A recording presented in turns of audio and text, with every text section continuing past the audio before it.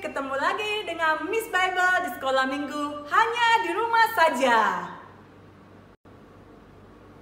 Hei, Miss Bible! Wah, teman-teman, Upi senang sekali bisa ketemu sama Miss Bible. Ini Upi bersama dengan teman-teman di rumah mau memuji Tuhan. Upi mau memuji Tuhan, Loh, senang. Adik-adik di rumah bersama dengan Upi mau memuji Tuhan. Biarlah hari ini kita bersama-sama memuji Tuhan. Siap sekali, Upi Miss siap? Bible. Ayo teman-teman, kita malah sukacita di hatiku. Iya, benar. Lagunya adalah Sukacita di Hatiku. Kita nyanyikan pujian ini bersama-sama. Sukacita, sukacita, sukacita. Adalah sukacita di hatiku, di hatiku, di hatiku. Adalah sukacita di hatiku, diberikan Tuhanku. Aku bersyukur, bersukacita, kasih-Mu tinggal di dalamku. Aku bersyukur, bersukacita, kasih-Mu tinggal di dalamku. Yuk teman-teman nyanyi lagi. Sukacita di hatiku, di hatiku, di hatiku. Adalah sukacita di hatiku, diberikan Tuhanku. Aku bersyukur, bersukacita, kasih-Mu tinggal di dalamku. Aku bersyukur, bersukacita, kasih-Mu tinggal di dalamku. Aku bersyukur, bersukacita, kasih-Mu tinggal di dalamku. Aku bersyukur, bersukacita, kasih-Mu tinggal di dalamku. Iya, Lose lihat anak-anak senang sekali memuji Tuhan. Upi juga senang ya? Iya, aku juga senang, Lose. Nah, sekarang sebelum kita melanjutkan pujian kita, mari kita berdoa. Yuk teman-teman, kita Bapa kami berdoa. yang ada dalam kerajaan surga, kami bersyukur jikalau hari ini di dalam kesempatan yang indah, walaupun di rumah saja, kami boleh bersama-sama beribadah kembali untuk memuji Tuhan di acara sekolah minggu. Tuhan, kami percaya ketika kami mulai beribadah di hadapan Tuhan, Engkau juga hadir di tengah-tengah kami untuk menikmati setiap pujian penyembahan anak-anak-Mu yang sungguh-sungguh menyembah di dalam roh dan kebenaran. Tuhan, berkatilah ibadah sekolah minggu hari ini, walaupun di rumah kami masing-masing. Dalam nama Tuhan Yesus, kami berdoa dan mengucap syukur. Amin. Iya, Upi. Saya ini mau bertumbuh, Lose. Iya, semua orang kan pasti harus bertumbuh ya. Itulah, bertumbuh-tumbuh di pohon.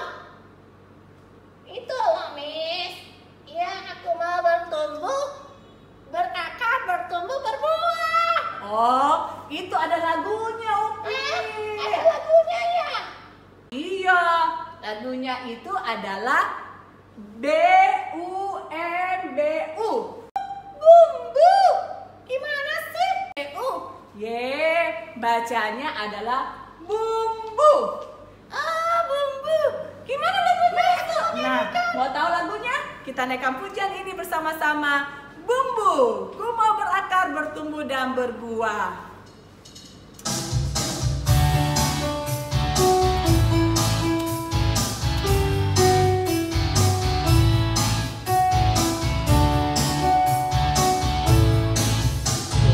Berakar, bertumbuh, berbuah bagi Kristus. Ku mau berakar, bertumbuh, berbuah bagi Kristus.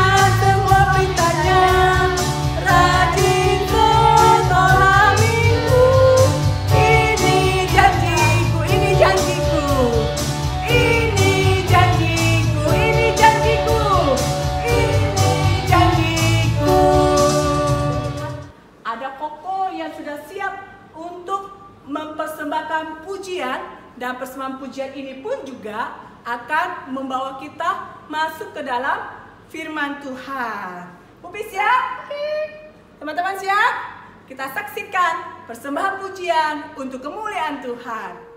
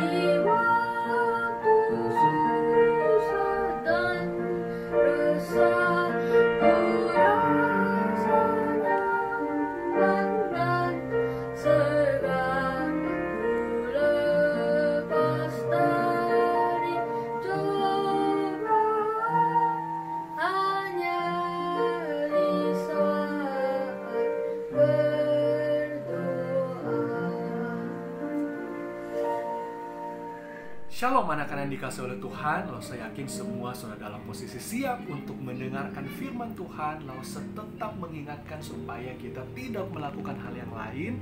Karena meskipun kita di rumah dan kalian menyaksikan lewat video, pada saat ini kita sedang beribadah kepada Tuhan. Mari kita fokus ya. Nah, hari ini kita akan masuk lagi di dalam seri kitab surat-surat dalam perjanjian baru.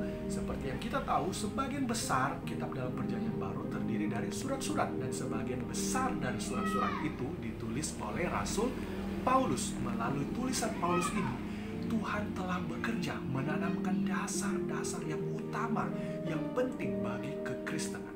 Dan kalau yang lalu kita sudah lihat tentang surat Korintus, maka hari ini kita akan melihat tentang surat Galatia. Surat Galatia itu adalah surat yang ditulis oleh Paulus untuk jemaat di provinsi Galatia pada saat itu, yang sekarang provinsi Galatia kita tahu berada di negara Turki. Nah, surat Galatia ini saya yakin cukup terkenal karena seperti yang kita tahu, buah-buah roh, kasih, sukacita, damai sejahtera, kesabaran, kemurahan, dan sebagainya, yang ada lagunya itu, yang sering kita nyanyikan di sekolah minggu, itu ditulis di dalam surat Galatia. Tapi mengapa Paulus itu menuliskan surat Galatia? Karena kalau kita memperhatikan, sebenarnya ada satu permasalahan penting yang sangat berbahaya, sangat membahayakan orang-orang Galatia pada saat itu, dan membahayakan semua orang Kristen, bahkan termasuk kita mungkin pada saat ini. Permasalahan apa itu? Dan mengapa itu begitu membahayakan? Mari bersama-sama kita lihat, kita buka Alkitab kita di dalam Galatia 1 pasal yang ke-6 sampai ke-7. Saya akan bacakan beberapa ayat ya. Kalau kita mungkin ingin membaca lebih lambat, lebih merenungkannya, mari kita bisa sambil juga pause videonya ya. Aku heran bahwa kamu, Galatia 1 ayat 6, Galatia pasal 1 ayat 6 sampai 7, hanya satu Injil. Aku heran bahwa kamu begitu lekas berbalik daripada Dia yang oleh kasih karunia Kristus telah memanggil kamu, dan kamu, jemaat Galatia, mengikuti suatu Injil yang lain, yang sebenarnya bukan Injil. Hanya ada orang yang mengacaukan kamu, yang bermaksud untuk, garis bawahi, memutarbalikkan Injil Kristus. Galatia 2 ayatnya yang ke-16 bagian A-nya saja. Kamu tahu bahwa tidak seorang pun yang dibenarkan oleh karena melakukan hukum Taurat, tetapi hanya oleh karena iman dalam Kristus Yesus. Ayat yang ke-21 bagian B-nya saja. Sebab sekiranya ada kebenaran oleh hukum Taurat, maka sia-sialah kematian Kristus. Kalau saya menambahkan satu ayat lagi di Filipi, karena tema kita adalah dibenarkan oleh karena iman. Filipi 3 ayatnya yang ke-9. Dan berada di dalam Dia bukan dengan kebenaranku sendiri karena melakukan hukum Taurat, melainkan dengan kebenaran karena kepercayaan kepada Kristus. Apa itu? Yaitu kepercayaan yang Allah anugerahkan berdasarkan, yaitu kebenaran, yang Allah anugerahkan berdasarkan iman, berdasarkan kepercayaan. Mari sebelum kita lebih lanjut merenungkan firman Tuhan, kita berdoa. Tuhan, tolonglah supaya seperti rusa yang rindu air, kami terus merindukan Tuhan dan merindukan firman. Dan biarlah hari ini kami boleh mengerti bahwa hanya kasih karunia yang kami terima melalui iman, kami itu diselamatkan dan dibenarkan oleh Tuhan. Dan keselamatan yang Kau berikan itu telah mengubah seluruh kehidupan kami. Tolonglah sepenuh kelemahan, keterbatasan, supaya Tuhan tetap pakai untuk memberikan firman-Mu. Tolong kami yang mendengarkan firman Tuhan pada saat ini. Dalam nama Yesus kami berdoa bersyukur. Amin. Lalu saya ingin mengajukan satu pertanyaan untuk kita. Siapa di sini yang tidak pernah mendengarkan berita hoax atau berita palsu? Di dalam zaman yang serba mudah seperti ini, kita dapat mengakses banyak informasi, kita bisa berhubungan lewat WA, lewat Instagram, maka pasti kita menerima banyak informasi, dan tidak jarang informasi yang kita terima itu adalah informasi yang palsu. Apa perasaan kita ketika kita sudah mempercayai tentang satu informasi, bahkan sudah membagikannya kepada orang, tapi ternyata itu adalah berita yang palsu, hoax? Pasti kita kecewa dan marah. Tapi ada hal yang lebih mengecewakan lagi, yaitu misalnya kalau kita pergi belanja, kita mengincar satu barang yang tidak murah, dan kita sudah menabung uang, menyisihkan uang jajan, meminta pada orang tua, dan pada akhirnya kita berhasil membeli barang yang tidak murah itu, tetapi pada akhirnya kita mendapati ternyata itu barang palsu. Pasti kita akan marah dan kecewa karena kita telah sangat dirugikan.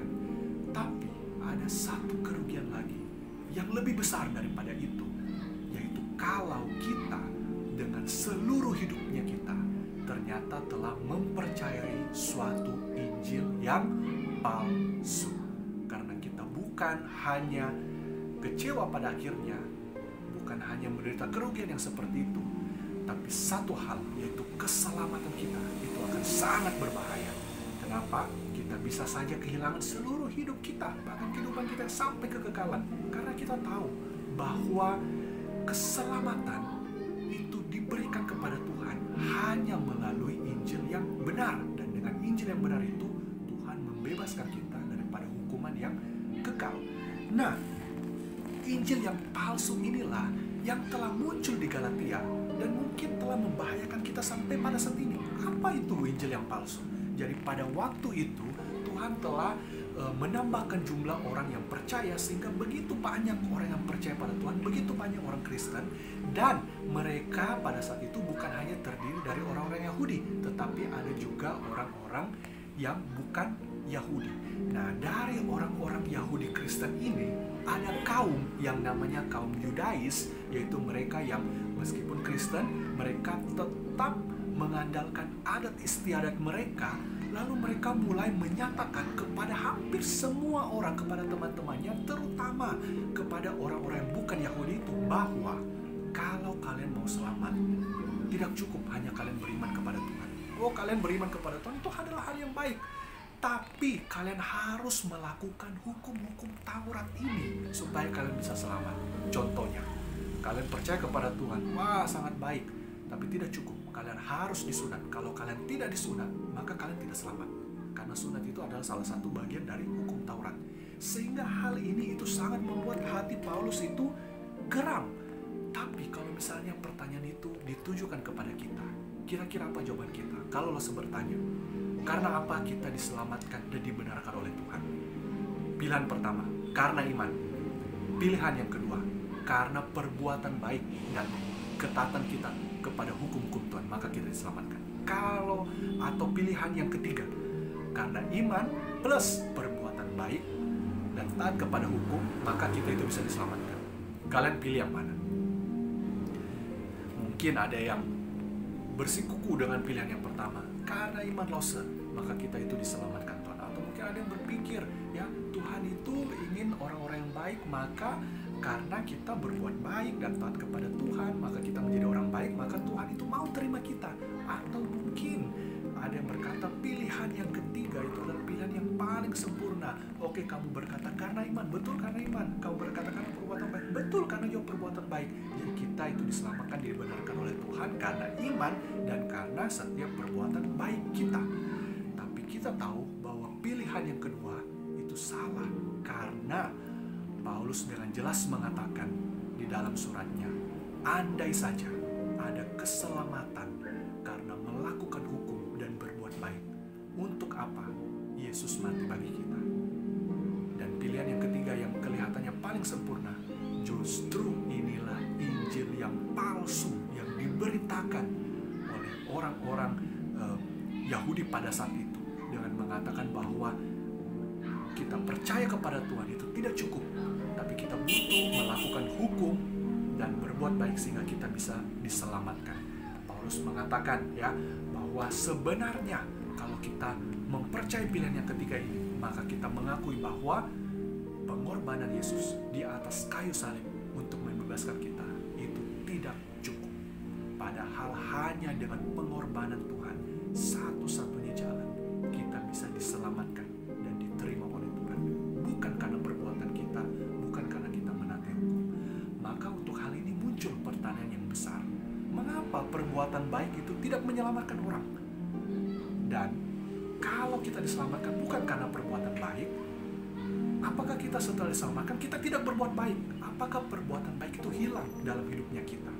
Maka 2 poin yang penting yang perlu kita perhatikan dalam hal ini. Yang pertama, perbuatan baik sebaik apapun tidak bisa memenuhi standar Allah untuk kita layak diterima Tuhan, dan perbuatan baik tidak bisa menghapus dosa-dosa kita. Mungkin kita pernah mendengar perkataan Tuhan Yesus, hendaklah kamu sempurna sama seperti Bapamu sempurna. Siapa yang bisa sempurna di depan Tuhan? Bahkan berkali-kali di dalam Alkitab ya, kita itu diberitahu bahwa posisi kita ketika kita jatuh dalam dosa, kita itu sudah rusak karena dosa. Segala keinginan, hasrat, pikiran, tindakan, perbuatan kita sudah tercemar karena dosa. Dan pada saat kita lahir pun kita dalam posisi mati dalam dosa. Kita tidak bisa melakukan perbuatan baik apapun, bahkan merespon panggilan Tuhan, kalau bukan Tuhan sendiri yang datang kepada kita, membangkitkan kita dan menyelamatkan kita. Lalu kita berkata, bagaimana dengan semua perbuatan baikku? Perbuatan baik kita pun menurut Yesaya 64 ayat 6, segala kesalehan manusia hanya seperti kain kotor di mata Tuhan. Kalau kesalehan perbuatan baik kita saja hanya seperti kain kotor, bagaimana dengan segala dosa kita? Kita mungkin pernah melihat film seorang superhero yang mengerahkan segala energi, tenaga, dan kekuatannya menciptakan satu senjata yang ampuh untuk mengalahkan lawannya, dan dengan sekarat dan luka-luka dia berhasil mengalahkan lawannya dengan segala yang dia bisa lakukan. Tapi dia kaget sekali ketika muncul bos dari lawannya itu dan berkata kepadanya, kamu sudah sekarat, tenagamu sudah habis, semua yang terbaik sudah kamu lakukan, tapi yang baru kamu kalahkan itu hanya seorang prajurit anak buahku yang paling lemah. Sekarang aku akan turun untuk menghadapi kamu. Si superhero ini akan tahu betapa tidak berdayanya dia menghadapi lawannya. Kalau segala kesalehan kita saja, yang terbaik yang bisa kita lakukan persembahkan bagi Tuhan, hanya seperti kain kotor di mata Tuhan pada saat kita masih berdosa belum diselamatkan Tuhan, apalagi setiap perbuatan dosa kita di hadapan Tuhan, kita tidak layak, sehingga hanya Tuhan yang turun ke dalam dunia menjadi manusia yang sejati. Dan dalam keadaan sebagai manusia, dia mentaati Allah dengan sempurna. Dan dalam setiap keberadaannya, pikirannya, perbuatannya, perkataannya, tujuannya, kehendaknya, perkataannya, semuanya dia tidak pernah berdosa. Sehingga dia menjadi korban yang sempurna. Sehingga pada saat dia menggantikan kita, dia menanggung segala hukuman dan kutuk dosa kita. Dan pada saat kita percaya Tuhan, menerima dia dengan iman sebagai Tuhan dan Juru Selamat kita, maka kebenaran Tuhan itu ditimpakan kepada kita. Sehingga hanya karena kasih karunia Tuhan saja yang kita terima melalui iman, kita diselamatkan dan dibenarkan oleh Tuhan. Nah, mungkin kita bertanya, kalau begitu saya tidak butuh perbuatan baik untuk diselamatkan. Apakah perbuatan baik itu hilang dalam kehidupanku? Itu adalah satu kesalahan yang besar. Poin yang kedua, perbuatan baik itu bukan syarat untuk selamat, tetapi perbuatan baik itu pasti ada dalam kehidupan orang-orang yang betul-betul sudah diselamatkan oleh Tuhan.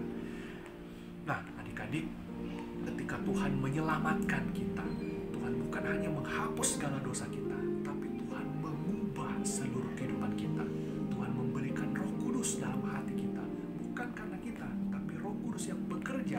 Sehingga di dalam Galatia itu Paulus menulis, Roh Kudus itu bekerja dan menghasilkan buah-buah roh. Kita bisa bersuka cita, mengasihi Tuhan, melakukan pekerjaan yang baik, karena Tuhan itu sudah beranugerah dan mengubah seluruh kehidupannya kita. Justru ketika kita tidak pernah diubah oleh anugerah Tuhan, kita tidak pernah bergumul dengan setiap dosa-dosa kita, mungkin kita bisa bertanya, apakah betul-betul kita sudah diselamatkan? Sebab justru kita dapat benar-benar bisa berbuat baik ketika kita sudah diselamatkan.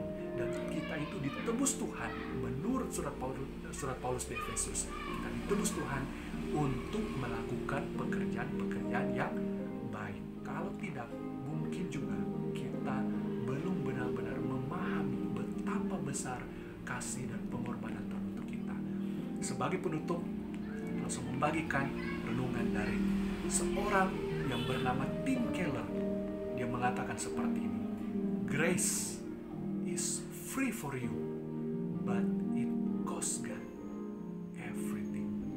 Anugerah itu memang gratis untuk kita, tetapi Tuhan telah membayar segala-galanya untuk memberikan itu kepada kita. Sehingga hanya karena kasih Tuhan yang begitu besarlah, pengorbanan Tuhan begitu besarlah, itu yang mengubah seluruh hati kita, yang menjadi dasar kita untuk melakukan setiap perbuatan baik, untuk taat kepada Tuhan, bukan untuk selamat, tetapi perbuatan baik dan ketaatan itu kita lakukan sebagai ucapan syukur kepada Tuhan atas kasih Tuhan, pengorbanan Tuhan yang begitu besar dalam kehidupan kita. Mari kita berdoa.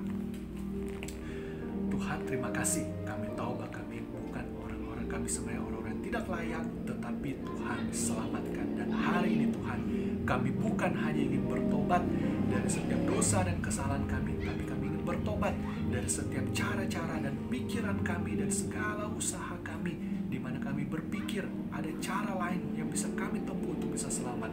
Padahal hanya karena pengorbanan Tuhan, hanya karena kasih karunia Tuhan yang Tuhan berikan kepada kami, yang kami terima melalui iman saja, maka kami itu bisa diselamatkan dan dibenarkan oleh Tuhan. Dan keselamatan yang Kau berikan itu yang mengubah seluruh kehidupan kami, untuk kami makin mengasihi Tuhan dengan kami berbuat baik dan taat kepada Tuhan. Terima kasih Tuhan, dalam nama Tuhan Yesus kami berdoa. Amin. Adik-adik, sekarang kita akan menghafalkan ayat hafalan bersama-sama. Ayat hafalannya masih dengan seri tentang kasih, yaitu di kitab 1 Korintus 13 ayat yang ke-4. Mari kita baca bersama-sama. 1 Korintus 13 ayat 4, kasih itu sabar, kasih itu murah hati, ia tidak cemburu, ia tidak memegahkan diri dan tidak sombong. Mari kita kita hafalkan bersama-sama. Dan jangan lupa untuk terus mengerjakan proyek ketaatannya di rumah. Mari kita terus bertumbuh di dalam Tuhan, mengasihi Tuhan, makin serupa dengan Tuhan. Dan kiranya Tuhan memberkati kita semua. Stay healthy, stay safe, stay home. God bless you. Wah, firman Tuhannya luar biasa menguatkan. Iya, Upi, firman Tuhan itu luar biasa, bisa memberkati siapa saja. Upi mau setia melakukan firman Tuhan sepanjang minggu ini dan bahkan sepanjang hidup Kalau Upi Upi. mau bertumbuh dalam firman Tuhan, salah satunya adalah lakukan proyek ketaatan. Melakukan proyek ketaatan. Kita saat ini akan memberikan persembahan bagi Tuhan. Iya, tapi gimana caranya, Miss? Kita kan ada di rumah. Oh, sederhana Upi. Kamu tinggal hanya menabung persembahan itu sampai kita akan ketemu lagi di sekolah minggu, atau Papa Mama bisa menolong Upi untuk dapat mentransfer persembahan ke rekening. Dana dari persembahan ini dipakai untuk pelayanan bagi mereka yang membutuhkan di masa-masa COVID-19 ini. Baiklah, Miss. Upi akan Yuk kita memberikan naikkan persembahan. pujian. Beri syukur, beri syukur, beri syukur.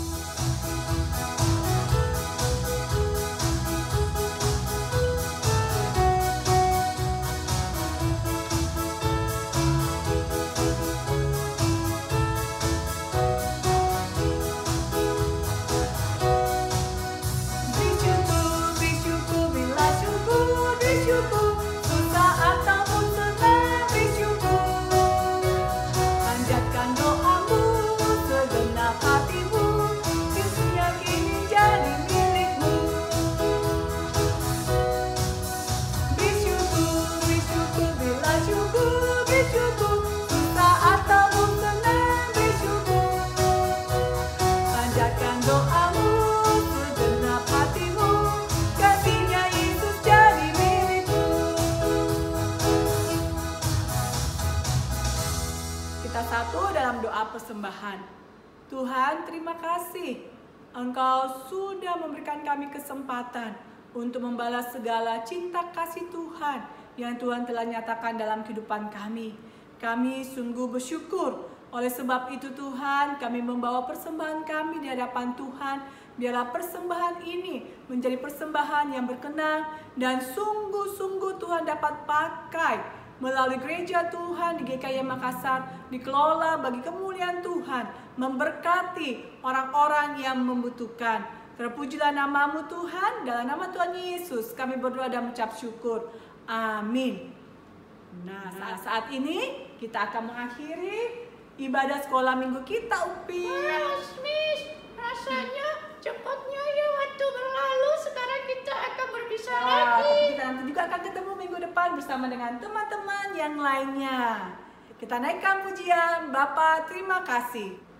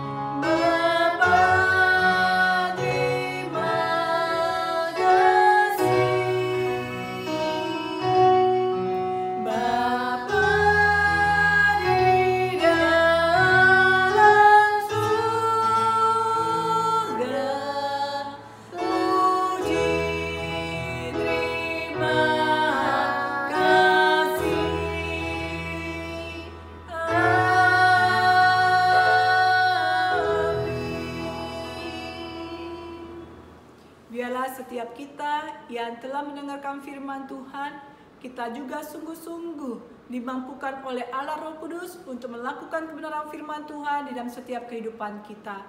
Dan biarlah berkat dari Allah Bapa yang menciptakan langit dan bumi, Yesus Kristus yang telah mati di atas kayu salib memberikan pengharapan di dalam setiap kehidupan kita, dan Allah Roh Kudus senantiasa memberikan penghiburan kekuatan di tengah-tengah panggilan hidup kita untuk diberkati menjadi berkat. Amin.